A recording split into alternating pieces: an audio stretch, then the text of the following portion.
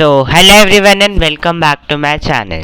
तो आज के इस वीडियो में जो हम टॉपिक कवर करने जा रहे हैं वो है क्लास 8 के फिज़िक्स का chapter number 17 stars and the solar system. मतलब आज हम यूनिवर्स के बारे में पढ़ेंगे। तो चलिए पहले मैं इस चैप्टर का आपको थोड़ा सा इंट्रोडक्शन दूंगा।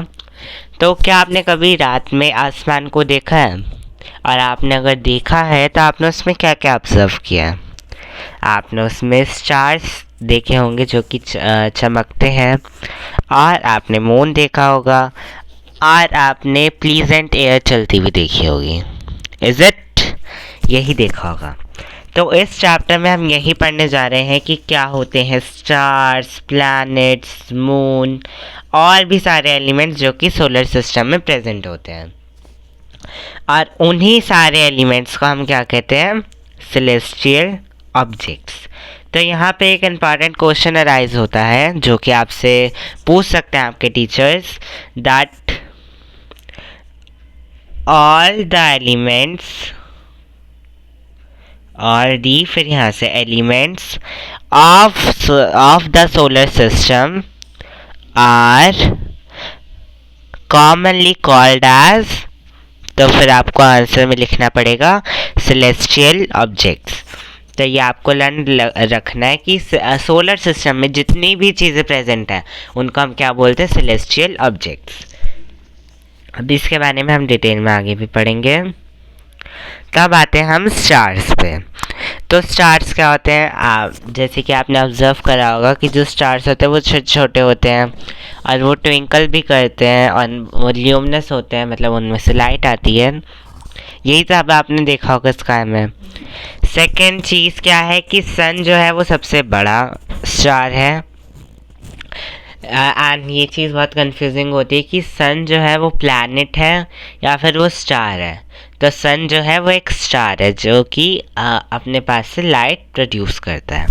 Then stars emit light on their own. Stars अपनी लाइट चमकाते हैं। Stars are so huge in size but since they are very far away from the earth, even farther than the sun, they appear very small to the human eye. मतलब stars जो हैं, जैसे कि हम अर्थ से देखते हैं तो हमें दिखता है कि स्टार्स बहुत छोटे छोटे हैं, ट्विंकल कर रहे हैं और चमक रहे हैं, ये सब हम देखते हैं। लेकिन रियल में जो स्टार्स होते हैं वो साइज में बहुत बहुत बहुत ज़्यादा बिग होते हैं, लेकिन वो अर्थ से इतना दूर होते हैं, मतलब जितना दूर सन है ना उससे भी बहुत ज़्यादा दूर होते हैं। इस वजह से हमें वो बहुत छोटे छोटे दिखते हैं। Stars are present during daytime but they cannot be seen because of the bright sun. मतलब क्या है कि जो स्टार्स हैं वो पूरे टाइम प्रेजेंट होते हैं यूनिवर्स में, वो उनकी फिक्स पोजीशन है। लेकिन जब मॉर्निंग होती है तो फिर सन की बहुत इतनी तेज़ लाइट होती है कि उनकी लाइट उसके सामने कम पड़ जाती और सन की लाइट जो है वो एमिट हो जाती है और हम कुछ भी नहीं देख पाते। Stars are present during day time, ये वाला तो हो गया। Stars appear to move from east to west. अब जैसे हम देखते हैं कि जो सन है वो राइज होता है ईस्ट से और सेट होता है वेस्ट में। ऐसे ही हम जब अर्थ से देखते हैं तो अर्थ जो है वो सन के चारों तरफ राउंड लगाती है। तो स्टार्स तो फिक्स्ड हैं, लेकिन जब अर्थ मूव करेगी तो क्या होगा? हमें स्टार कैसे जाते हुए दिखेंगे कि ईस्ट से वेस्ट की तरफ जा रहे हैं। तो यही बात इसमें कही गई है। The west in the early morning, the sun rises in the east, sets in west, whereas the earth moves from west to east on its axis. मतलब क्या है कि हमें जो दिखता है कि जो सन है वो ईस्ट से राइज होता है और वो वेस्ट में सेट हो जाता है, लेकिन जो अर्थ है जब वो मूव करती है अपने एक्सिस पे इस तरीके से, तो वो ईस्ट से वेस्ट में नहीं मूव करती, वो वेस्ट से ईस्ट की तरफ मूव करती है। मतलब वो इस तरफ चक्कर लगाती है, इस तरफ नहीं लगाती। डायरेक्शन बताई गई यहाँ पे। and the pole star is located on the axis of Earth. So this appears stationary and does not move at all.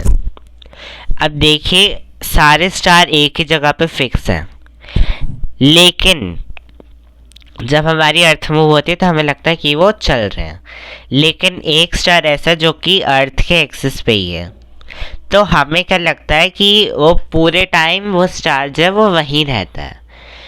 तो ये एक चीज़ है इसमें, और स्टार का नाम क्या है? Pole star.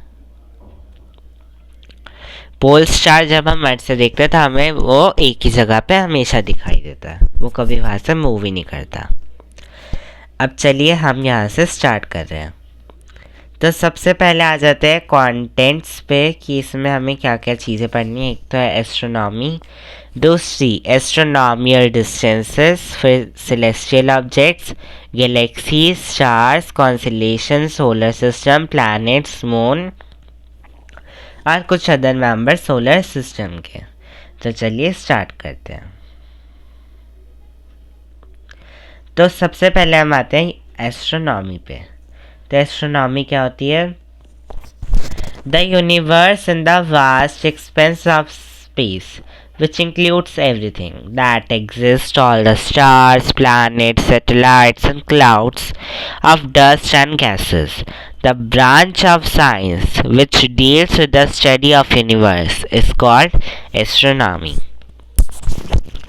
अब क्या चीज़ है इसमें, मैं आपको ओवरऑल समअप करके बता देता हूँ कि जो मेन चीज़ है वो ये वाली लाइन है, यहाँ से यहाँ तक की, द ब्रांच से लेके यहाँ तक की लाइन, और यहीं से ही हमारे पेपर में क्वेश्चन आएगा।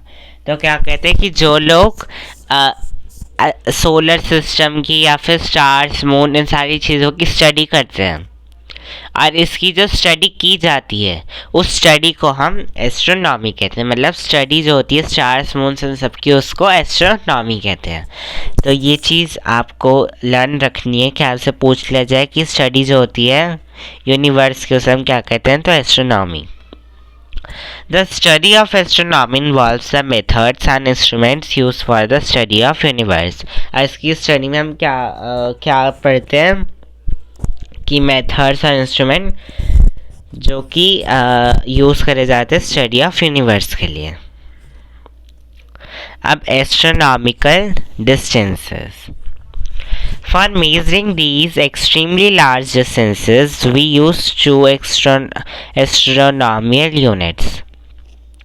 मतलब अब जैसे मान लीजिए अर्थ है और यहाँ पे सन है, तो इन दोनों के बीच का जो डिस्टेंस है वो बहुत ज़्यादा होगा, तो ये हम इजीली मेजर नहीं कर सकते। तो इन्होंने इसी के लिए दो हमारे लिए यूनिट्स दिए हैं, वो क्या है? लाइट ईयर और पारसेक। तो इन दोनों को हम पढ़ते हैं। A light year is defined as a distance traveled by light in 1 year. ये वाली डिफाइन बहुत इंपॉर्टेंट है कि लाइट ईयर क्या होता है कि डिस्टेंस ट्रैवल्ड बाय लाइट, मतलब लाइट कितना डिस्टेंस ट्रैवल करती है एक पूरे ईयर में, तो इसको हम क्या बोलते हैं? Light year. तो अब इसकी वैल्यू भी होती है एक 1 लाइट ईयर की, तो वो है ये वाली। तो जब आप इन सबको मल्टीप्लाई करेंगे तो आपको एक आंसर मिलेगा, और जब उसको हम आपके मैथ्स के फॉर्मूले से सॉल्व करेंगे तो हमें ये वाला आंसर कम्प्लीटली मिल जाएगा। तो ये तो आपको सॉल्व करके ही देखना पड़ेगा, एंड ईजी है, और इसको ऐसे सॉल्व करने के लिए आपको नहीं दिया जाएगा, लेकिन जस्ट आपको अगर कंफर्म करना तो आप इसे इजीली सॉल्व करके कर सकते हैं, क्योंकि अब आप 8th क्लास में हैं और आपको वो वाले फार्मूला सिखाए जा चुके हैं। अब 1 लाइट ईयर में आपको ये वाली यूनिट याद रखनी है। आगे फार्मूलाज यूज़ होंगे एक्सरसाइज में और कहीं पे, तो वहाँ पे 1 लाइट ईयर का यही वाली डिजिट आप यूज़ करेंगे। Another unit commonly used for measuring astronomical distances is the parsec, और 1 parsec equals to 3.26 light years. तो ये इतना ज़्यादा मतलब नहीं आएगा आपके उसमें, आपके सिलेबस में आई थिंक लाइट ईयर को ही ज़्यादा प्रेफरेंस दी गई है, बट स्टिल अगर आपको ये वाली बात पता होनी चाहिए, दैट इज़ आपको ये भी याद रखना है। अब हम आते हैं सेलेस्टियल ऑब्जेक्ट्स पे। तो सेलेस्टियल ऑब्जेक्ट्स में क्या क्या आता है?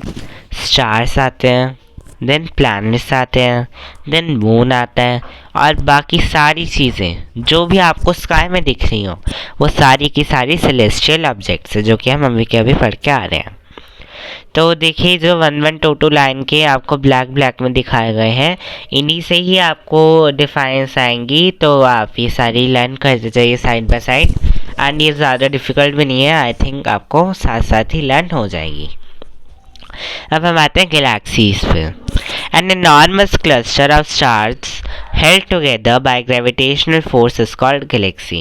गैलेक्सी क्या होती है? जहाँ पे बहुत सारे स्टार्स और प्लैनेट्स और वो सब मिल जाते हैं जब ग्रेविटेशनल फोर्स के मारे, तो वहाँ पे क्या क्रिएट हो जाती है? गैलेक्सी। जैसे कि जो हमारी अर्थ है वो कौन सी गैलेक्सी में है? मिल्की वे गैलेक्सी में। तो अभी ये हम आगे पढ़ेंगे जो कि आपके लिए इम्पॉर्टेंट होगा। अब हम आगे पढ़ते हैं। A galaxy is the building block of the universe. Universe जो बनता है वो गैलेक्सी से ही मिलता है, इसलिए गैलेक्सी को क्या कहा गया है? Building block of the universe.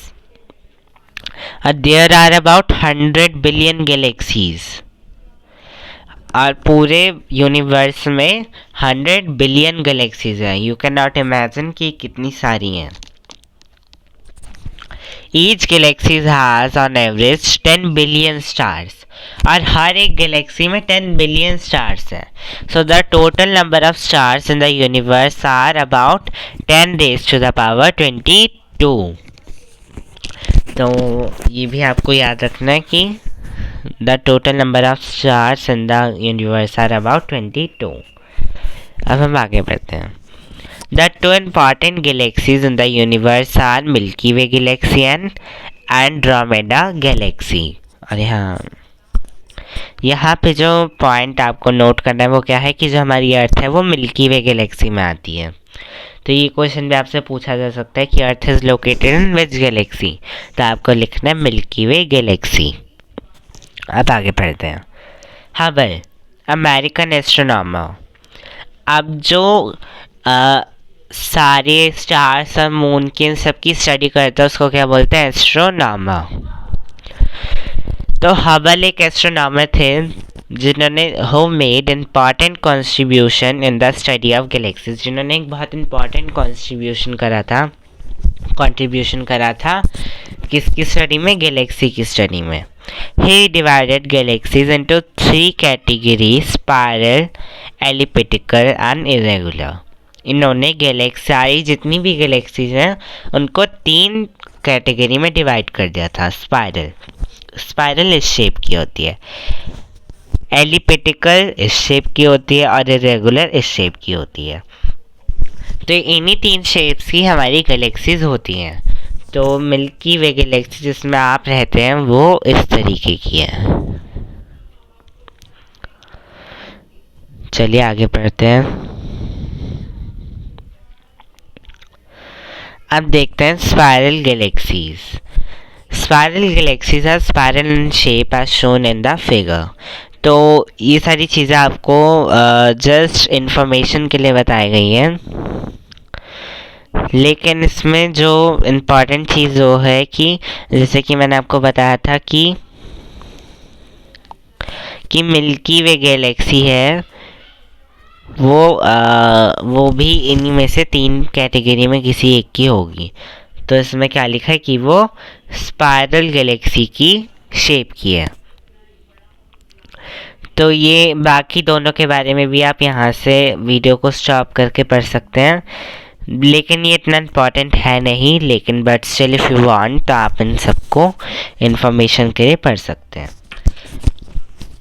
अब हम आते हैं the milky Way Galaxy. The name milky way comes from a Greek word gala, which means milk. Milky Way is the hazy luminous band of white light seen stretched across the sky at night. Its Indian name is Akash Ganga. A solar system is a part of Milky Way. The Milky Way contains more than 100 billion stars. तो इसमें क्या कह रहे हैं कि जो milky वे हमारी Galaxy है वो किस वर्ड से आई है? गला से, जो कि ग्रीक वर्ड है जिसका मीनिंग क्या है? मिल्क। और मिल्की वे जो कि क्या है? एक वाइट बैंड से बनी हुई वाइट लाइट जैसे दिखती है वो हमें, इसलिए उसका नेम मिल्की वे रखा गया है। और अगर हम इसका इंडियन नेम देखें तो वो क्या होगा? आकाशगंगा। आकाशगंगा बोला जाता है इसको ज़्यादातर, तो ये भी आपको याद रखना है। और हमारा जो सोलर सिस्टम है वो इसी का ही पार्ट है, जैसा कि मैंने कहा था। The milky way contains more than 100 billion stars. इसमें 100 बिलियन से भी ज़्यादा स्टार्स हैं। अब हम आ जाते हैं स्टार्स के टॉपिक पे। तो स्टार्स क्या होते हैं? Stars are the heavenly bodies that are extremely hot and give out light of their own. Stars क्या होते हैं? हेवनली बॉडीज होती हैं जो कि बहुत हॉट होते हैं, गर्म होते हैं, और वो अपनी खुद की लाइट एमिट करते हैं। Stars are mainly made up of hydrogen. Star किससे बने होते हैं? हाइड्रोजन से। तो ये भी क्वेश्चन आता है कि स्टार्स किससे बने होते हैं, तो आप क्या लिखेंगे? स्टार्स हाइड्रोजन से बने होते हैं। Inside the stars, hydrogen is continuously being converted into helium। और स्टार्स के अंदर जो हाइड्रोजन है वो हमेशा हीलियम में बदलती रहती है बाय फ्यूजन रिएक्शन। किस रिएक्शन से? फ्यूजन रिएक्शन से। And this releases a tremendous amount of energy which is given out as heat and light. Stars vary in colour depending upon their temperature. हर star अपने temperature के according उसका वही colour हो जाता है। अब यहाँ पे स्टार्स के बारे में कुछ ना कुछ चीज़ें दी गई हैं जो कि बहुत इजी लैंग्वेज में दी गई है, और इसमें कोई भी ऐसा वर्ड नहीं है जो कि आपको समझ में नहीं आएगा। तो आप इसको वीडियो को यहीं पॉज करके इन वाले 3 पॉइंट्स को रीड कर लीजिए। चलिए अब आगे बढ़ेंगे। इसका डी पॉइंट जो है वो मैं आपको एक्सप्लेन कर देता हूँ। The pole star. अभी हम पोल स्टार के बारे में पढ़ के आए थे कि वो अर्थ के एक्सिस पे लोकेट करता है। द पोल स्टार, जिसको हम हिंदी में या फिर इंडियन नेम इसका क्या है? ध्रुव तारा। Not changes position in the sky because it is situated in the direction which is directly above the geographic north pole of the Earth's axis। ये बात की गई है कि वो नॉर्थ पोल के बिल्कुल ऊपर है अर्थ के एक्सिस के, तो इसलिए वो अपनी पोजीशन कभी भी नहीं बदलता। थर्ड्स is position relative to the earth does not change and hence it appears stationary. इसलिए वो हमें स्टेशनरी दिखाई देता है। अब हमारा ई पॉइंट यही बहुत मेन है, इससे आपको क्वेश्चन आएगा कि the star nearest to the earth is sun itself. मतलब अगर आपसे पूछा जाए कि अर्थ से सबसे नियरेस्ट स्टार कौन है, तो आप क्या कहेंगे? Sun. And the light from sun reaches to earth in 8.3 light minutes. और जो सन की लाइट है वो अर्थ पर पहुंचती है 8.3 लाइट मिनट्स में। The nearest star is the Alpha Centauri or Proxima Centauri and it is at the distance of 4.3 light years।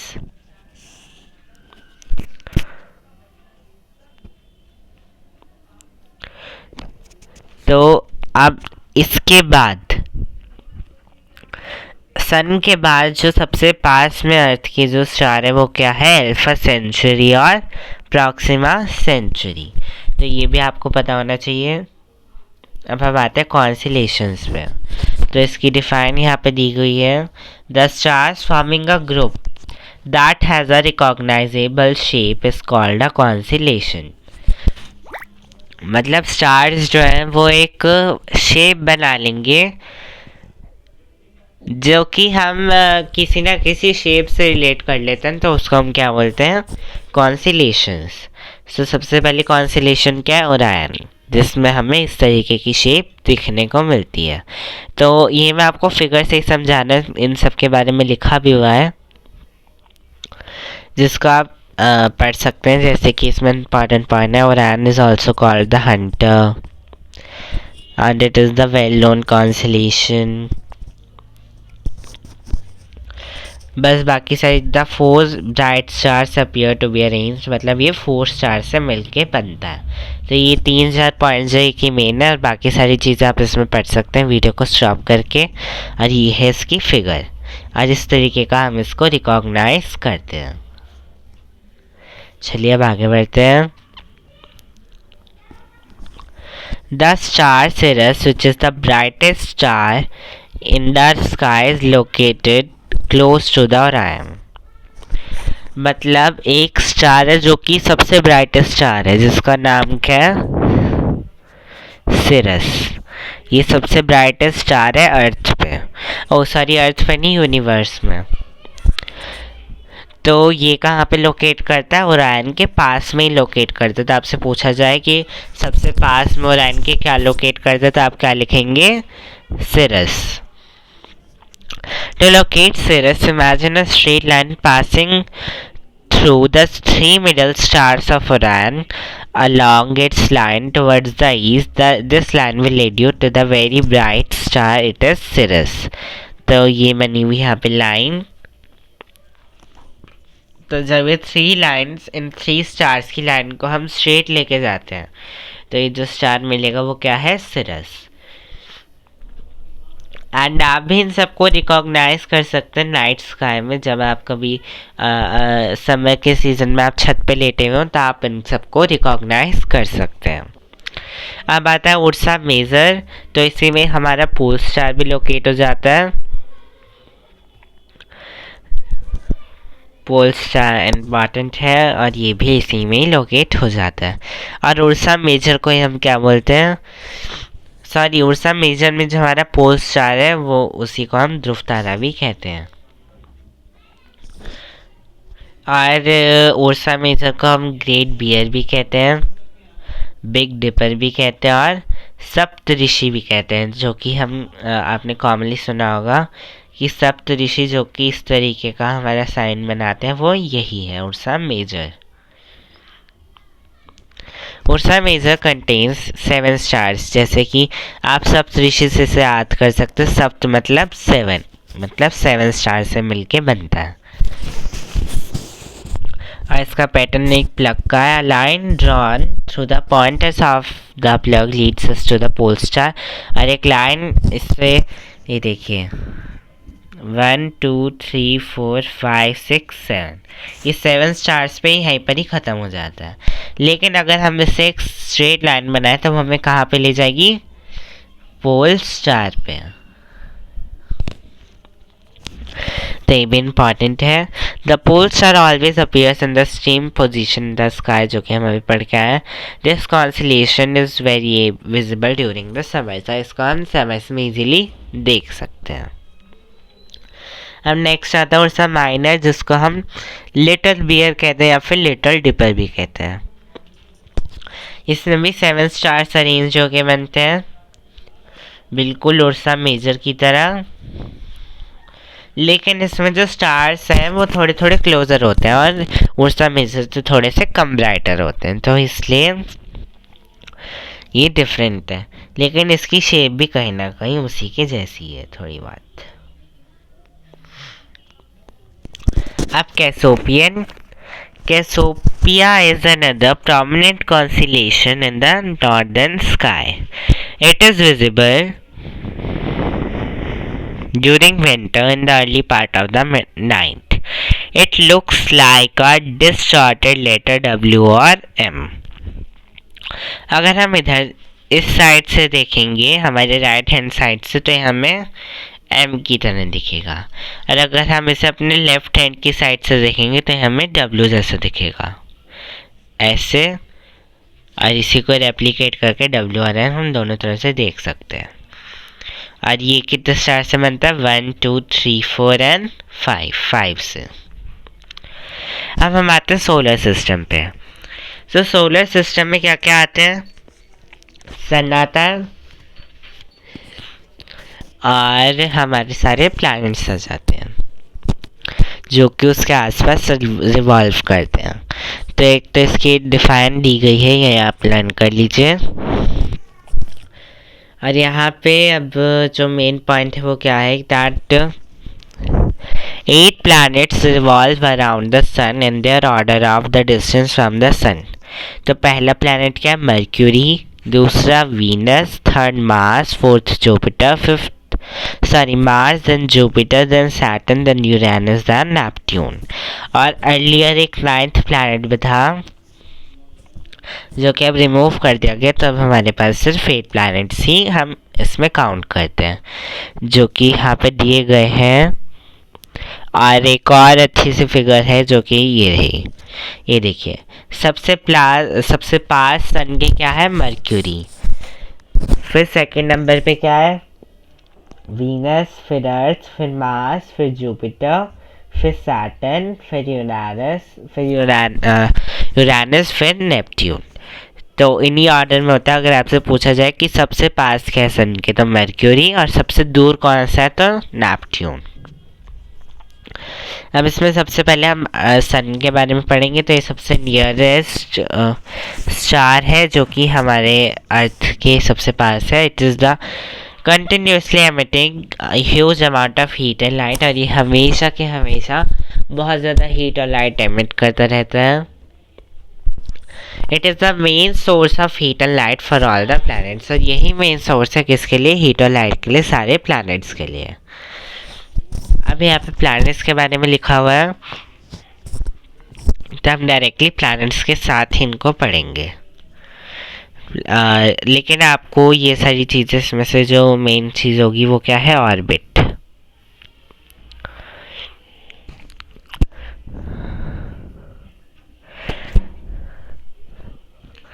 This path is called an orbit. कौन सा पाथ, जैसे कि सन है, सन और ये बाकी सारे प्लैनेट्स इसके यहाँ पे मूव करेंगे, तो जब ये इस पाथ पे मूव करते हैं तो इसको हम क्या बोलते हैं, orbit. That earth is orbiting the sun. तो ये भी आपको लर्न रखना है। अब नेक्स्ट आता है, the time taken by planet to complete one revolution is called its period of revolution. और ये बाकी सारी चीज़ें दी गई हैं। Some planets are known to have moon satellites around them, ये भी आप देख लीजिए। और अभी आर्टिफिशियल सैटेलाइट्स के बारे में हम आगे भी पढ़ेंगे, लेकिन यहाँ पे थोड़ा सा दिया हुआ है, that moon is the satellite of अर्थ। ये बिल्कुल नेचुरल सैटेलाइट है अर्थ की।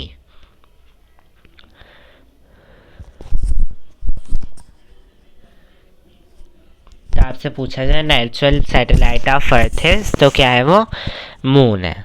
और आर्टिफिशियल कौन सी होती है, जो कि ह्यूमन मेड होती है। अब ये सारे प्लैनेट्स के बारे में दिया है, तो ये भी इजी लैंग्वेज में दिया है। आई थिंक आप सब इसको वीडियो पॉज कर करके रीड कर सकते हैं। I am not reading because फिर वीडियो बहुत ज़्यादा लेंथी हो जाएगी and it will take so much of time.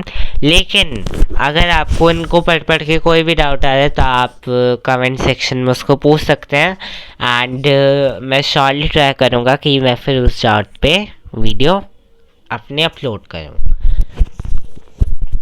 तो आप ये सारी चीज़ें एक बार ही देख सकते हैं इनको रीड कर करके। और इन्हीं में छोटे छोटे ऐसे क्वेश्चंस दिए हैं जो कि पूछे जा सकते हैं, और क्योंकि इन्हीं सारी चीज़ों में इम्पॉर्टेंट चीज़ें होती हैं, तो लेकिन आप वो इजीली समझ जाएंगे। तो आई थिंक मेरे को इसका एक्सप्लेन करने की ज़रूरत नहीं पड़ेगी।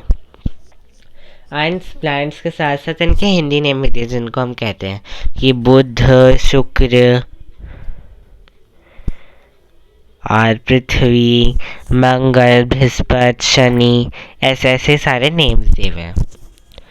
तो यहाँ भी मैंने फ्रीज कर दिया स्क्रीन, आप इसको भी रीड कर लीजिए वीडियो पॉज करके। Then Mars, Jupiter, then Saturn के लिए next page,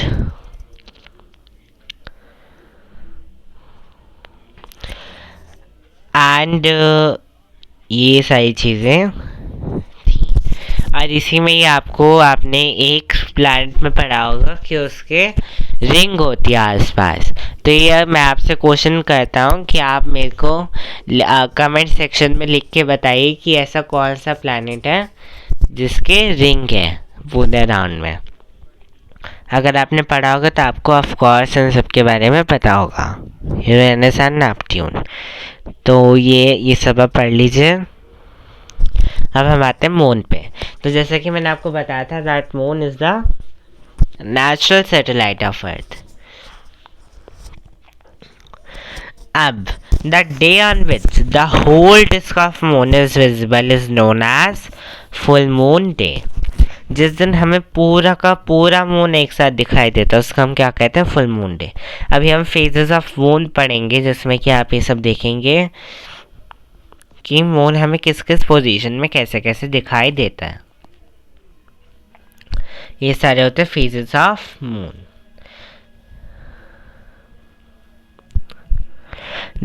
Thereafter, every night the size of the bright part of moon appears to become thinner and thinner.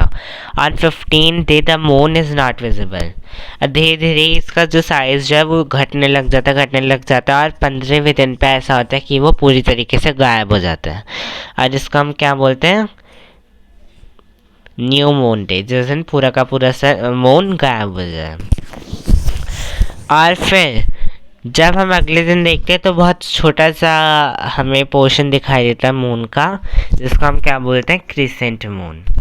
Then again the moon grows, फिर धीरे धीरे moon फिर बढ़ता जाता है, फिर 15 डे पे वो फिर से पूरा का पूरा मून बन जाता है। तो इन्हीं various shapes of the bright part of moon as seen during a month are called phases of the moon. ये phases of moon की डिफाइन थी जो कि आपको लर्न रखनी है। एंड ये सारे phases भी आपको याद रखने जो कि इसमें बताए गए हैं इम्पॉर्टेंट।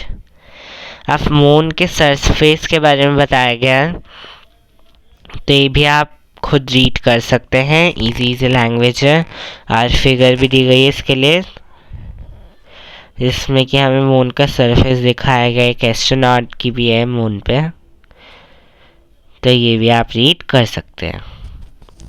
अब some other members of solar system, कुछ और भी मेंबर्स होते हैं हमारे सोलर सिस्टम में, उनके बारे में रीड करते हैं। There is a large gap in between the orbits of Mars and Jupiter. बहुत गैप है किसके बीच में? एक तो है हमारा प्लैनेट मार्स और एक है अगला जुपिटर। तो इनका ये जो पाथ है, ये वाला और ये वाला, इसके बीच में बहुत ज़्यादा डिफरेंस है, यहाँ से यहाँ तक में, मतलब बहुत ज़्यादा गैप है। The large number of small objects that revolves around the sun. और इसी गैप में बहुत सारे ऑब्जेक्ट्स हैं जो कि सन के अराउंड वो भी मूव करते हैं, तो उनको हम क्या कहते हैं? Asteroids. Asteroids can only be seen through large telescopes.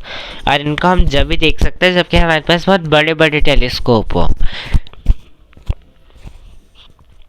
अब आगे बढ़ते हैं। ये देखिए, ये तो है मार्स और ये है जुपिटर और इसके बीच में गैप है, तो इस गैप में हमारे एस्टेरॉइड जो है वो सन के अराउंड मूव करते हैं, तो ये भी आपको देखना है। अब बताए कॉमेट्स पे, जिसको हम बोलते हैं टूटता तारा। Comets are also member of our solar system. They revolve around the sun in highly elliptical orbits. However, their period of revolution around the sun is usually very long. A comet appears generally as a bright head with a long tail. हमें कैसे दिखाई देता है? एक bright head जिसकी एक बहुत लंबी सी टेल है। The length of the tail grows in size as it approaches to the sun. और जैसे जैसे सन की तरफ बढ़ता रहता है इसकी जो टेल है वो और लंबी होती जाती है। The tail of the comet is always directed away from the sun. Many comets are known to appear periodically. और इन्हीं में से जो हमारा एक कॉमनली नोन कॉमेट है, जो कि भी बहुत रिसेंटली दिखाई दिया था 1986 में, जिसका नाम क्या है, हेलीज कॉमेट। ये कॉमेट हमें हमेशा 76 ईयर्स के बाद दिखाई देता है, और अभी लास्ट टाइम जब ये गया था तो ये 1986 में हमें दिखा था। अब ये इसके बाद 76 ईयर्स बाद हमें दिखेगा। अब हम आ जाते हैं मीटियोर्स एंड मीटेराइट्स पे।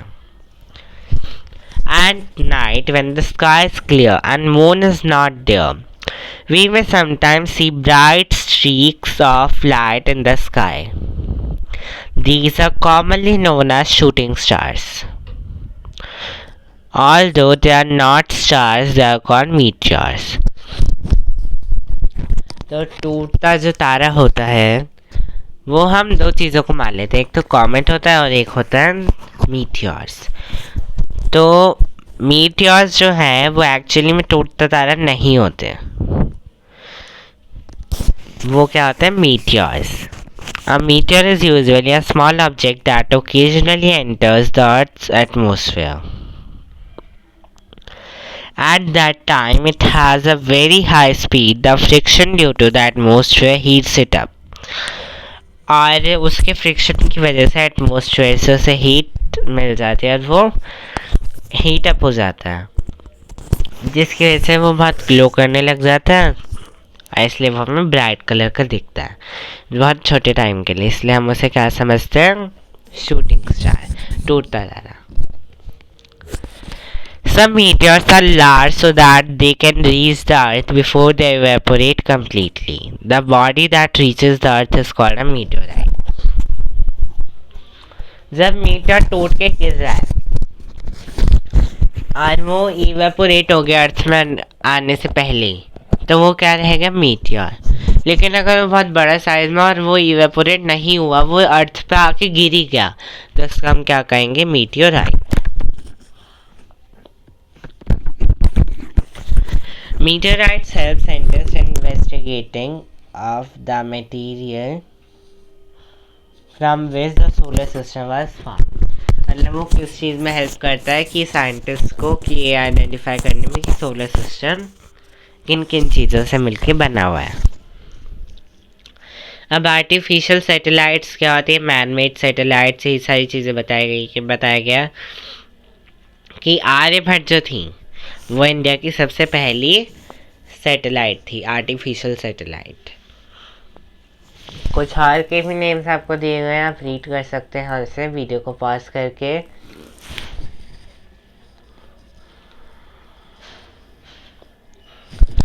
अब हम आते हैं important points to be remembered. The phases of the moon occur because we can see only that part of the moon which reflects the light of the sun towards us. अब जब moon जो है उसके पास अपनी light नहीं होती है, वो सन की लाइट को ही हमारी तरफ रिफ्लेक्ट करता है, जिसके कि हमें वो दिखता है। तो जितनी लाइट वो सन आधा पार्ट तो उसका लाइट रिफ्लेक्ट करेगा तो वो उतना ही हमें दिखेगा, और आधा पार्ट जो है वो हमें छिप जाएगा। तो that is why we can see the different phases of the moon. तो जैसे जैसे मून रिवॉल्व करता है हमें वो कम या ज़्यादा दिखाई देता है। तो इसमें यही साइंटिफिक रीज़न दिया गया है। Stars are celestial objects that emit light of their own. Sun is also a star. Stars क्या होते हैं, जिनके पास अपनी लाइट होती है, सन भी एक स्टार है। It is convenient to express distances of stars and light years.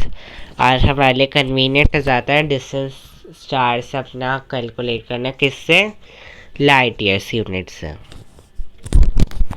और यही सारी चीज़ें दी गई जो कि हम अभी के अभी पढ़ के आए हैं। तो ये सारी चीज़ें आप यहाँ से रीड कर सकते हैं। एंड यहाँ पे भी देखिए बहुत ही इम्पॉर्टेंट चीज़ें दी गई हैं, लेकिन ये सब भी आपने पढ़ ली होंगी। आप इन सबको एक बार और रीड कर सकते हैं अपने रिवीजन के लिए, और वीडियो को पॉज करके इन सबको देख लीजिए। अब हम आ जाते हैं हमारे कीवर्ड्स पे, जो कि हमने अभी अभी देखे हैं इस चैप्टर में। वो है क्या, ये सारे, और इन सब की ही डिफाइंस आपको आ सकती हैं, तो आपको ये सारी चीज़ें प्रिपेयर करके रखनी है। और आपने क्या क्या पढ़ा, ये सारी चीज़ें भी लिखी हुई हैं, एक स्मॉल सा रिकैप। एंड यहाँ पे एक मेन चीज़ है कि फ्लो चार्ट दिया हुआ है हमारे चैप्टर नंबर 17 का। तो इफ़ यू वांट, अगर आपको कभी पेपर से पहले कोई रिवीजन करनी हो, तो आप इसका भी के अभी स्क्रीनशॉट ले लीजिए। अगर आपको अभी नहीं दिख रहा है तो मैं इसको बड़ा करके आप छोटा छोटा स्क्रीनशॉट ले लीजिए, क्योंकि इसमें आपको सारी चीज़ें दी गई है इस चैप्टर की।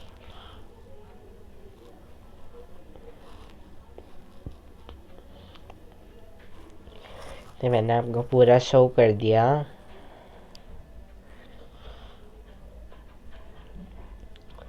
ये देखिए, यहाँ पे फेजेस ऑफ मून भी दिखाए गए हैं, different phases of the moon name के साथ, वो भी।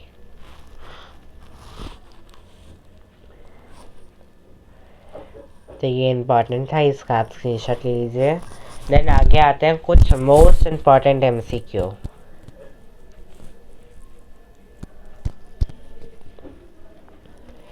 इन सब का भी आप स्क्रीनशॉट ले लीजिए और इन सबको रीड भी कर लीजिए।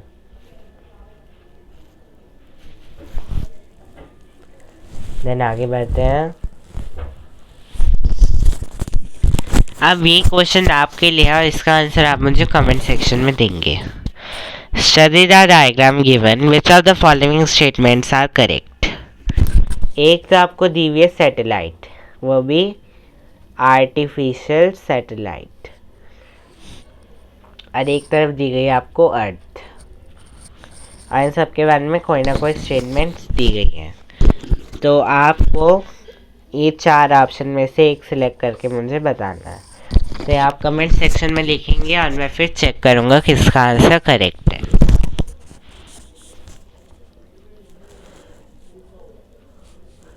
तो आई होप कि आप सब समझ गए होंगे, और आज की वीडियो हमारी यहीं तक थी।